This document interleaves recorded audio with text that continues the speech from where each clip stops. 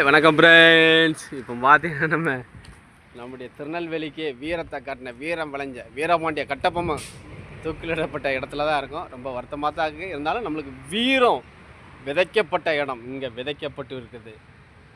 பார்த்துக்கோங்க.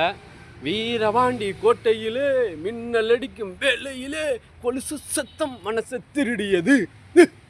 அந்த பற்றியெல்லாம் மனசை எங்கே திருடுது? உண்மையிலே பாவம். இந்த இடத்துல ஒரு மரம் இருந்திருக்கு. அந்த மரம் வந்து ரொம்ப நல்லா ஒடிஞ்சு விழுந்ததுனால இப்போ வந்து தூணாக கட்டியிருக்காங்க பாருங்கள்.